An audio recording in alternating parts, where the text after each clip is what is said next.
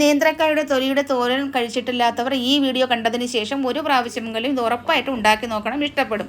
നേന്ത്രക്ക ആദ്യം നമുക്ക് പുഴുങ്ങിയെടുക്കണം. സ്റ്റീമറിലോ ഇഡ്ഡലി പാത്രത്തിലോ വെച്ച് പുഴുങ്ങിയെടുത്തതിന് ശേഷം ഇതിൻ്റെ തൊലി ചെറുതായിട്ട് അരിഞ്ഞെടുക്കാം. തേങ്ങ, വെളുത്തുള്ളി, മഞ്ഞൾപ്പൊടി, ജീരകം, പച്ചമുളക്, കറിവേപ്പില കൂടി നല്ലതുപോലെ ചതച്ചെടുക്കണം. മിക്സിയിലാണ് നിങ്ങൾ അരയ്ക്കുന്നതെങ്കിൽ പൾസ് ചെയ്ത് വേണം അരച്ചെടുക്കാനായിട്ട്. സ്പീഡ് കൂട്ടി അരച്ചെടുത്താൽ നമ്മൾ വിചാരിക്കുന്ന ടേസ്റ്റ് കിട്ടത്തില്ല.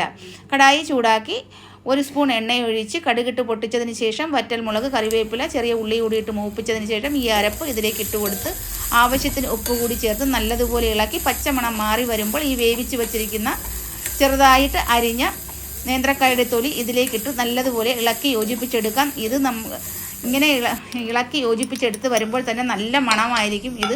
അതുപോലെ തന്നെ കഴിക്കാനും നല്ല ടേസ്റ്റാണ്. ഇത് കഴിച്ചവർക്ക് അറിയാം ഇതിൻ്റെ ടേസ്റ്റ്. ഒരു പ്രാവശ്യമെങ്കിലും കഴിക്കാത്തവർ ഉണ്ടാക്കി നോക്കുക. ഇഷ്ടപ്പെട്ടാൽ ലൈക്ക് അടിക്കാൻ മറക്കരുത്. അയൺ ഇതിൽ ധാരാളമുണ്ട്. Thank you for watching.